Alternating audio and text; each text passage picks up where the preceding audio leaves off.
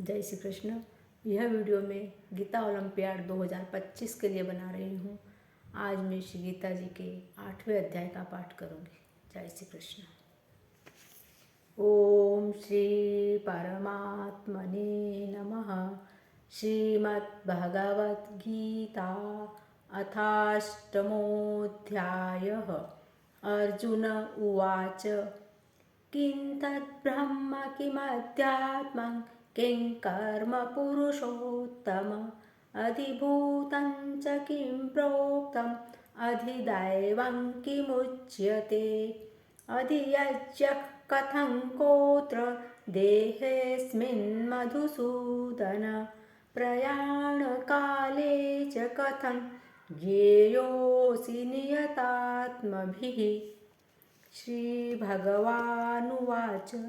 अक्षरं ब्रह्म परमं स्वभावोऽध्यात्ममुच्यते भूतभावोद्भवकरो विसर्गः कर्मसञ्ज्ञितः अधिभूतं क्षरो भावः पुरुषश्चाधिदैवतम् अधियज्ञोऽहमेवात्र देहे देहभृतां वर अन्तकाले च मामेव स्मरन् मुक्त्वा कलेवरं यः प्रयाति समद्भावै याति नास्त्यत्र संशयः यं वापि स्मरन् भावं त्यजत्यन्ते कलेवरं तन्तमेवैति कौन्तेय सदा तद्भावभावितः तस्मात् सर्वेषु कालेषु मामनुस्मरयुध्य च मय्यर्पितमनो बुद्धिः मामे वैश्यस्य संशयम् अभ्यासयोगयुक्तेन चेतसा नान्यगामिना परमं पुरुषं दिव्यै याति पार्थानुचिन्तयन्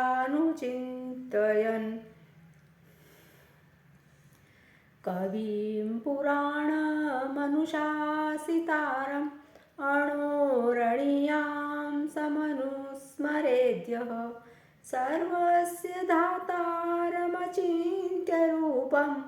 आदित्यवर्णं तमसः परस्तात् प्रयाणकाले मनसाचलेन भक्त्या युक्तो योगबलेन चैव भ्रुवोर्मध्ये प्राणमावेश्य सम्यक् सतं परं पुरुषमुपैति दिव्यम् यदक्षरं वेदविदो वदन्ति विशन्ति यद्यतयो वीतरागाः यदिच्छन्तो ब्रह्मचर्यं चरन्ति तत्ते पदं संग्रहेण प्रवक्ष्ये सर्वद्वाराणि संयम्य मनोहृदि निरुध्य च मूर्ध्याधायात्मनः प्राणम् आस्थितो योगधारणाम् ओमित्येकाक्षरं ब्रह्म व्याहरन् मामनुस्मरन् यः प्रयाति त्यजन् देहं स याति परमां गतिम् अनन्यचेताः सततं यो मां स्मरति नित्यशः तस्याहं सुलभः पार्थ नित्ययुक्तस्य योगिनः मामुपेत्य पुनर्जन्म दुःखालयमशाश्वतं नाप्नुवन्ति महात्मानः संसिद्धिं परमां गताः आब्रह्मभुवनाल्लोकाः पुनरावर्तिनोऽर्जुन मामुपेत्य तु कौन्तेय पुनर्जन्म न विद्यते सहस्रयुगपर्यन्तम् अहर्यद्ब्रह्मणो विदुः रात्रियुगसहस्रान्तान् ते होरात्रविदो जनाः व्यक्तयः सर्वाः प्रभवन्त्यहरागमे रात्र्यागमे प्रलीयन्ते तत्रैवाव्यक्तसंज्ञके भूतग्रामस्य एवायं भूत्वा भूत्वा प्रलीयते रात्र्यागमे वशः पार्थ प्रभवन्त्यहरागमे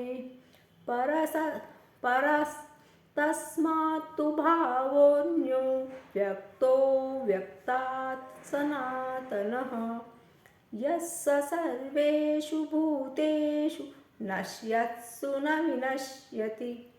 अव्यक्तोऽक्षर इत्युक्तस्तमाहुः परमां गतिं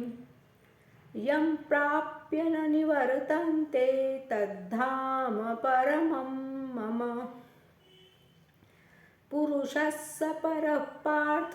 भक्त्या लभ्यस्त्वनन्यया यस्यान्तस्थानि भूतानि येन सर्वमिदं ततं यत्र काले त्वनावृत्तिम् आवृत्तिं चैव योगिनः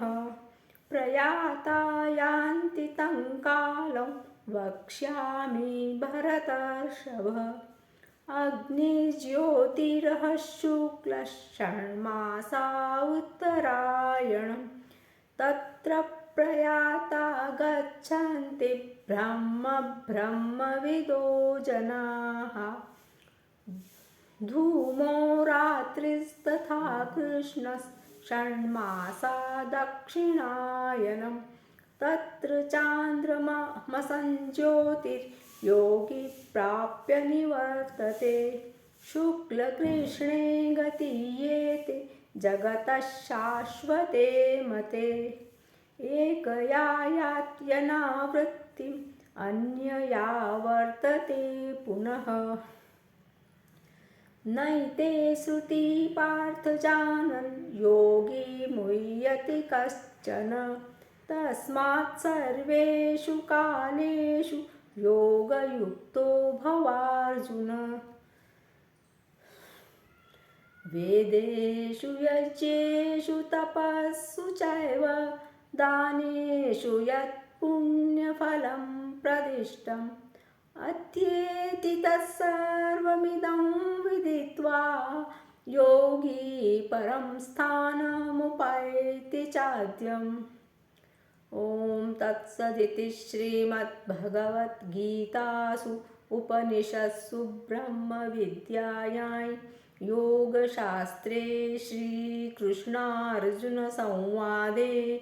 अक्षरब्रह्मयोगो नाम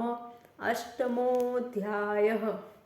ॐ श्रीकृष्णार्पणम्। जय श्री कृष्ण।